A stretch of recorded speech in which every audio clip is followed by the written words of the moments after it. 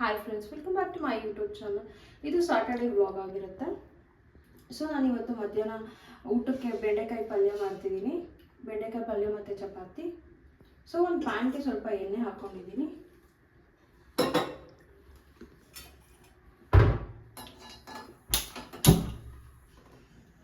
ಅದಾದ್ಮೇಲೆ ಈ ಥರ ಬೆಂಡೆಕಾಯಿ ಚಿಕ್ಕದಾಗಿ ಹೆಚ್ಕೊಂಡಿದ್ದೀನಿ.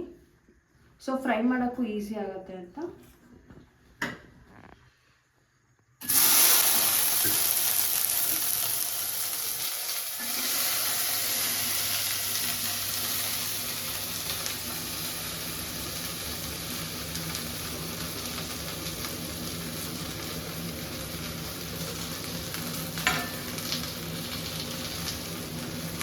ಬೆಂಡೆಕಾಯಿನ ಎಷ್ಟು ಚೆನ್ನಾಗಿ ಫ್ರೈ ಮಾಡ್ತೀವೋ ಅಷ್ಟು ರುಚಿ ಇರುತ್ತೆ.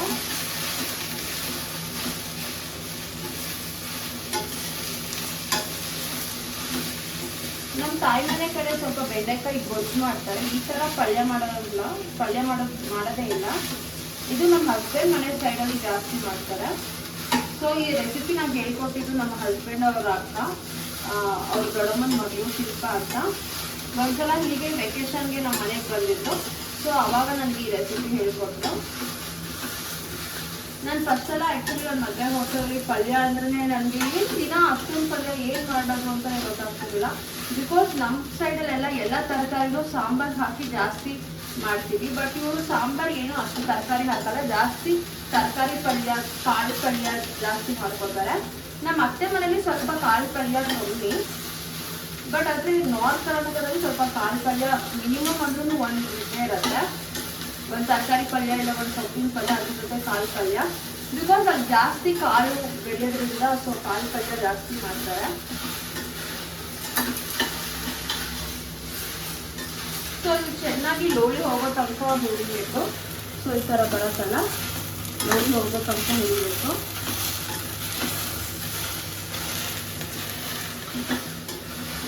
ಸೊ ಎಷ್ಟು ಲೋಳಿ ಹೋಗೋ ತನಕ ಹುರಿದು ಸ್ವಲ್ಪ ಇದು ಬ್ರೌನಿಶ್ ಆಗೋ ತನಕ ಹುರ್ಕೊಂಡ್ರೆ ತುಂಬ ಚೆನ್ನಾಗಿರುತ್ತೆ. ನಾವು ಎಷ್ಟು ಚೆನ್ನಾಗಿ ಫ್ರೈ ಮಾಡ್ತೀವೋ ಟೇಸ್ಟ್ ಪಲ್ಯದ ಅಷ್ಟು ಚೆನ್ನಾಗಿರುತ್ತೆ. ಇದಕ್ಕೆ ಕೆಲವರು ಹಸಿ ಖಾರನೂ ಹಾಕ್ತಾರೆ, ಇಲ್ಲ ಒಣ ಖಾರನೂ ಹಾಕ್ತಾರೆ. ಅವ್ರ ಮನೇಲಿ ಸಾಮಾನ್ಯವಾಗಿ ಹೇಗಿರುತ್ತೆ, ಇವಾಗ ಹಸಿ ಖಾರ ಅವ್ರ ಮನೇಲಿ ಹಾಕೋದು. ಯಾಕಂದ್ರೆ ಕಾಳು ಪಲ್ಯಕ್ಕೆ ಅದಕ್ಕೆ ಇದಕ್ಕೆ ಅಂತ ರೆಡಿ ಇದ್ದೇ ಇರುತ್ತೆ.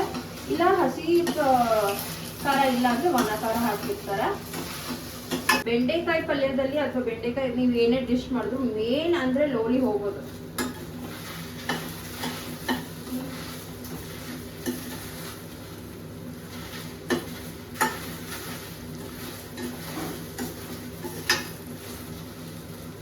ಸೊ ಇದು ಎಷ್ಟು ಕಮ್ಮಿ ಆಗುತ್ತೋ, ಅದು ಎಷ್ಟು ನಾವು ಚೆನ್ನಾಗಿ ಬೇಗ ಫ್ರೈ ಮಾಡ್ಕೊತೀವೋ ಅದಷ್ಟು ಲೋಳಿ ಕಮ್ಮಿ ಆಗುತ್ತೆ.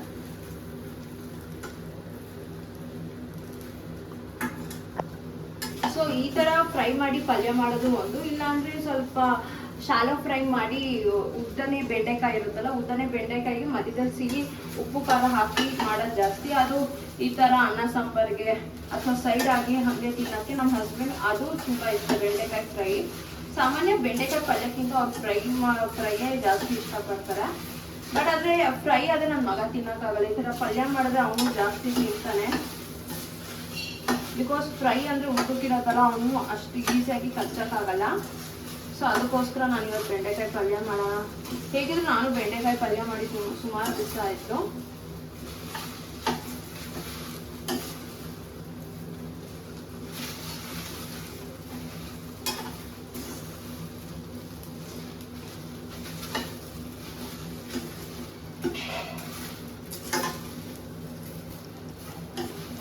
ಸೊ ಫಸ್ಟ್ಗೂ ಈಗಲೂ ಆಲ್ಮೋಸ್ಟ್ ಕಮ್ಮಿ ಆಗ್ತಾ ಬರ್ತಿದೆ ನೋಡಿ.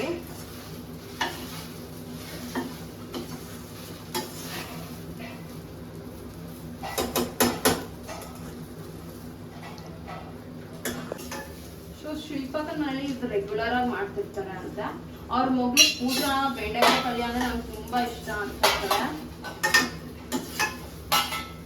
ಸೊ ಅವ್ರು ಬೆಂಡೆಕಾಯಿ ಬೆಳೀತಾರ ಮನೇಲೆ ಹೊಲದಲ್ಲಿ ಒಂದೊಂದ್ಸರಿ ಬೆಳೀತಾರೆ, ಹಾಕಿರ್ತಾರೆ ಹಂಗೆ ಸಸಿ ಒಂದೆರಡು. ಸೊ ಸೊ ಅವ್ರು ಅಲ್ಲೇ ಬೆಳಿತಾರಲ್ಲ, ಸೊ ಎಳೆದಿರತ್ತೆ, ರುಚಿ ಜಾಸ್ತಿ ಇರತ್ತಲ್ಲ, ಚೆನ್ನಾಗಿರುತ್ತೆ. ಅದೇ ಬೆಳೆದಿದೆ ಯೂಸ್. ಬಟ್ ಅದೇ ಎಳೆ ಬೆಂಡೆಕಾಯಿ ಇದ್ರೆ ತುಂಬಾ ರುಚಿ ಇರತ್ತೆ. ಫ್ರೆಶ್ ಆಗಿರೋದು, ಟೇಸ್ಟ್ ಆಗಿರತ್ತಲ್ಲ. ನಾವು ಅಲ್ಲೇ ಊರಲ್ಲಿ ಸಂತೆಯಲ್ಲಿ ತಗೊಂಡ್ಬರ್ತಾರೆ. ಸಂತೆ ಇಸ್ ನಥಿಂಗ್ ಬಟ್ ಬೇರೆಯವ್ರು ಬೆಳೆದ್ರೆ ಅವಾಗ ಇದು ಮಾಡ್ತಾರಲ್ಲ, ಮಾಡ್ತಾರಲ್ಲ.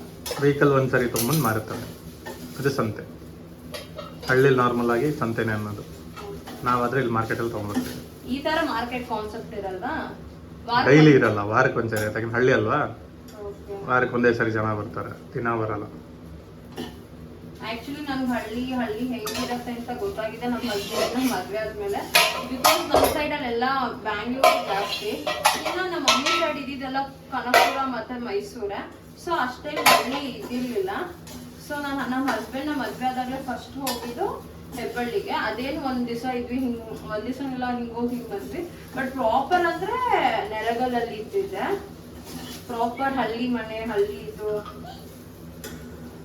ಹೇಗಿರತ್ತೆ ಅನ್ನೋದು ನೋಡಿದ್ದು.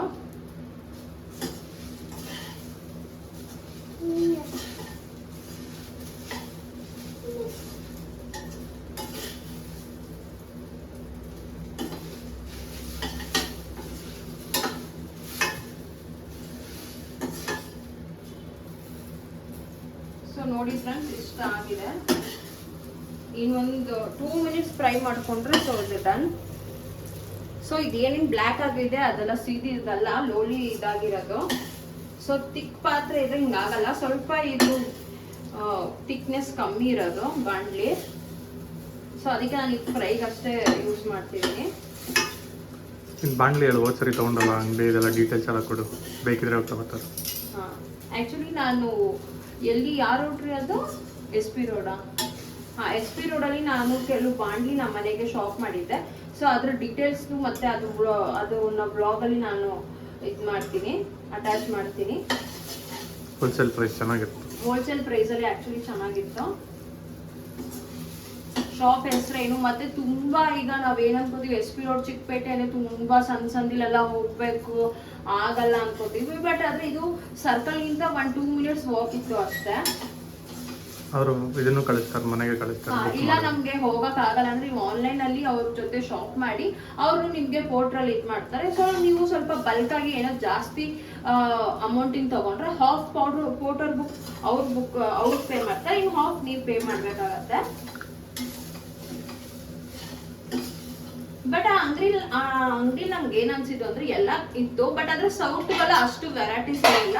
ಬಟ್ ಅದ್ ಬಿಟ್ರೆ ಇನ್ನೆಲ್ಲ ವೆರೈಟೀಸ್ ಇತ್ತು. ಆದ್ರೆ ನಿಮ್ಗೆ ಬ್ರಾಂಡೆಡ್ ಇದ್ರ ಚಾಪಿಂಗ್ ಇದು ಮಿಷಿನ್ ಎಲ್ಲ ಬೇಕು ಅಂದ್ರೆ ಹಾಫ್ ಪ್ರೈಸ್ ಅಲ್ಲೇ ಸಿಗತ್ತೆ.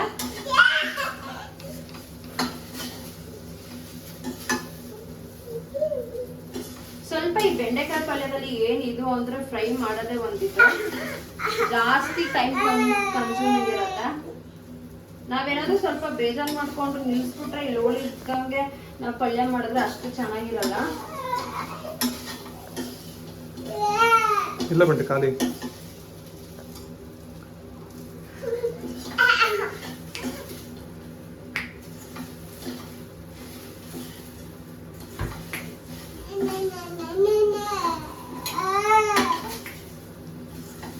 ಸೊ ನನ್ನ ಮಗ ತುಂಬಾ ತುಂಟ, ಈ ತರ ಏನಾದ್ರೂ ಮಾಡ್ತಾನೆ ಇರ್ತಾನೆ. ಜಾಸ್ತಿ ಇದು ಮಾಡ್ತೀನಿ, ಅದು ಹೇಳಿ ಇದು ಹೇಳಿ. ಸೊ ಇಷ್ಟು ಫ್ರೈ ಆಗಿದೆ.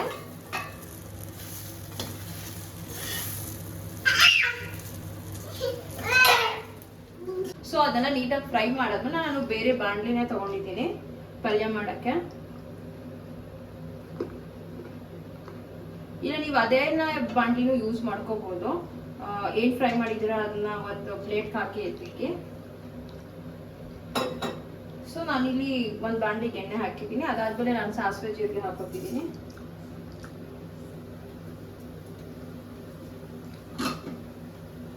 ಸಾಸಿವೆ ಜೀರಿಗೆ ಹಾಕಾದ್ಮೇಲೆ ನಾನು ಇಲ್ಲಿ ಕರ್ಬೇವಿನ ಸೊಪ್ಪು ಹಾಕೋತಿದ್ದೀನಿ.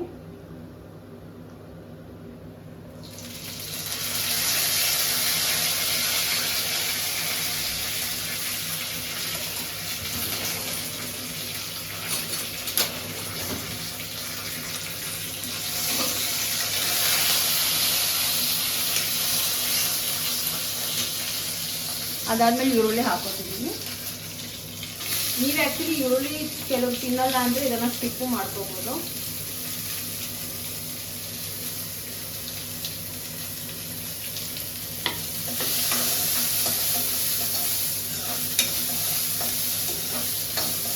ಈ ಪಲ್ಯದ ಏನು ಬೆನಿಫಿಟ್ ನಾನು ಆ್ಯಕ್ಚುಲಿ ಮಕ್ಕಳಿಗೆ ಜಾಸ್ತಿ ಬೆಂಡೆಕಾಯಿ ತಿನ್ನಿಸ್ತಿದ್ರೆ ಮೆಮೊರಿ ಪವರ್, ಬುದ್ಧಿಶಕ್ತಿಗೆ ತುಂಬ ಒಳ್ಳೆಯದು.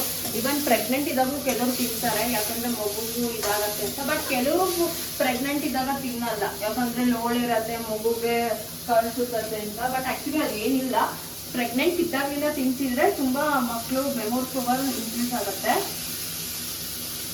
ಈಗ ನಿನ್ನ ಮಗ ಇದನ್ನಲ್ಲ ಹಂಗ? ಹಾಂ, ನಾನು ಪ್ರೆಗ್ನೆನ್ಸಿಗೆ ಅವಾಗ ತಿಂತಿದ್ದೆ.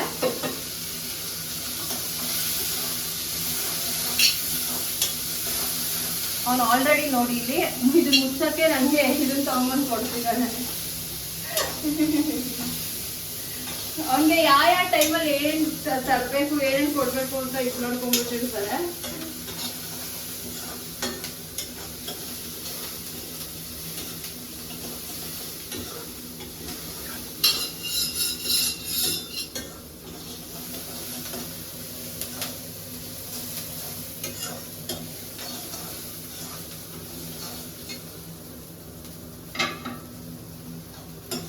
ಸೊ ಇದು ಫ್ರೈ ಆಗಿದೆ. ನೆಕ್ಸ್ಟ್ ನಾನು ಟೊಮೊಟೊ ಹಾಕೊಟ್ಟಿದ್ದೀನಿ.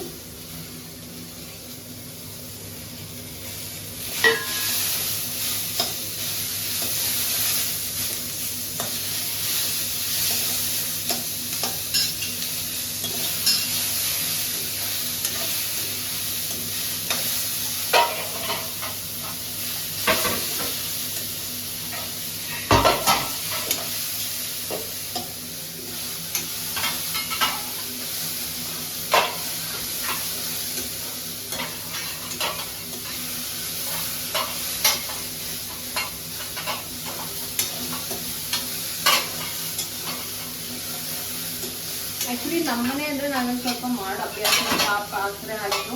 ಇದು ಆ್ಯಕ್ಚುಲಿ ನಮ್ಮನೆ ಅಲ್ಲ, ನಮ್ಮ ಮಮ್ಮಿ ಮನೆಯಲ್ಲಿ. ಆ್ಯಕ್ಚುಲಿ ಮಮ್ಮಿ ಇದ್ದರೆ ನಾನು ಏನು ಮಾಡೋಕ್ಕೆ ಹೋಗೋಲ್ಲ, ನನಗೆಲ್ಲ ನಮ್ಮಮ್ಮ ಏನು ಮಾಡ್ಸೋಕೆ ಹೋಗೋಲ್ಲ. ಇವತ್ತು ನಮ್ಮ ಮಮ್ಮಿ ಇಲ್ಲ ಮನೆಯಲ್ಲಿ, ಸೊ ಅದಕ್ಕೆ ನಾವೇ ಮಾಡ್ಕೋಬೇಕಿತ್ತು.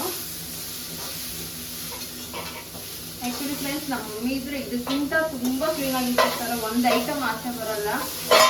ನಮ್ಮಮ್ಮ ನೀಟಂದ್ರೆ ನೀಟು, ಅಷ್ಟು ನಮ್ಗೆ ಇಷ್ಟು ಮಾಡೋಕ್ಕೆ ಇದ್ದಿಲ್ಲ. ಯಾಕೆಂದ್ರೆ ನೀನು ತೊಗೊಂಬೇರೆ ಅದಕ್ಕೆ ಹಾಗಂತಲ್ಲ, ಈಗ ನಾನು ಒಂದೊಂದು ಐಟಮ್ ಇಕ್ಕಿರ್ತೀನಿ, ಮಗ ತೆಗ್ದು ಎಲ್ಲ ಎಳಿತಿರ್ತಾನೆ ಗೊತ್ತಾ. ಮೆಂಟು ಈ ಥರ ಸಾಮಾನು ತರೋದು, ಕೆಳಗೆ ಹಾಕೋದು ಎಲ್ಲ ಮಾಡ್ತಿರ್ತಾನೆ.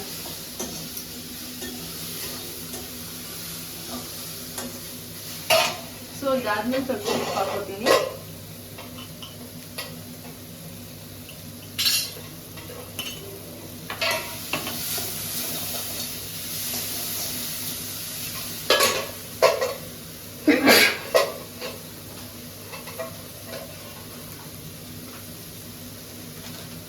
ಹಾಗೆ ಸ್ವಲ್ಪ ಚಿಲ್ಲಿ ಪೌಡರ್ ಹಾಕೋತೀನಿ. ಇದು ಅಂಗಡಿ ಚಿಲ್ಲಿ ಪೌಡರ್ ಆಗಿದ್ರೆ ಸ್ವಲ್ಪ ಕಮ್ಮಿ ಹಾಕ್ತೀನಿ. ನಮ್ಮ ಮನೇಲಾದ್ರೆ ಊರಿಂದ ತಗೊಂಡ್ಬಂದಿರ್ತಾರೆ, ಸೊ ಅದಾದ್ರೆ ಸ್ವಲ್ಪ ಜಾಸ್ತಿ ಹಾಕಿರ್ತೀವಿ, ಯಾಕಂದ್ರೆ ಖಾರ ಅಷ್ಟು ಇದಿರಲ್ಲ. ಇದಂದ್ರೆ ಸ್ವಲ್ಪ ಅಂಗಡಿದು ಜಾಸ್ತಿ ಖಾರ ಇರತ್ತೆ ಅಂತ ಕಮ್ಮಿ ಹಾಕಿರ್ತೇನೆ.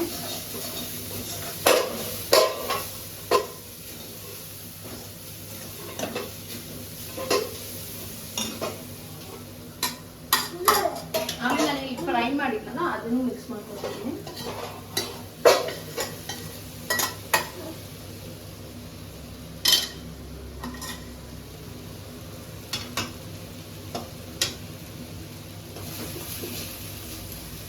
ನೀಟಾಗಿ ಮಿಕ್ಸ್ ಮಾಡ್ಕೊತಿದ್ದೀನಿ.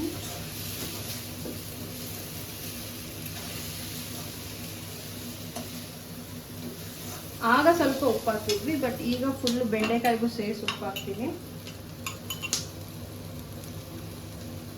ಸೊ ಈ ಥರ ಸ್ಪ್ರಿಂಕ್ಲಿಂಗ್ ಮಾಡಿದ್ರೆ ಎಲ್ಲರಿಗೂ ನೀಟಾಗಿ ಇದಾಗುತ್ತೆ.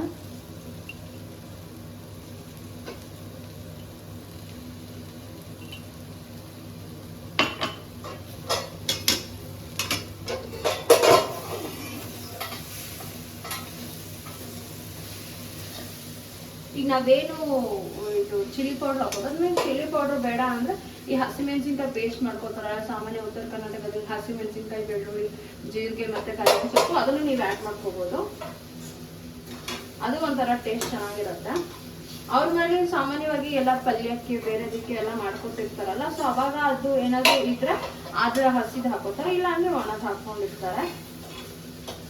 ನಾನು ಯಾಕೆ ಹಸಿದು ಹಾಕೋದಿಲ್ಲ ಅಂದ್ರೆ ಮಗ ಇರ್ತಾನಲ್ಲ ಜಾಸ್ತಿ ಹಸಿಮೆಣಸಿನ್ಕಾಯಿ ಇದಾಗತ್ತೆ ಅಂದ್ಬಿಟ್ಟು ನಾನು ಇವತ್ತು ಒಣ ಖಾರನೇ ಹಾಕಿದ್ದೆ.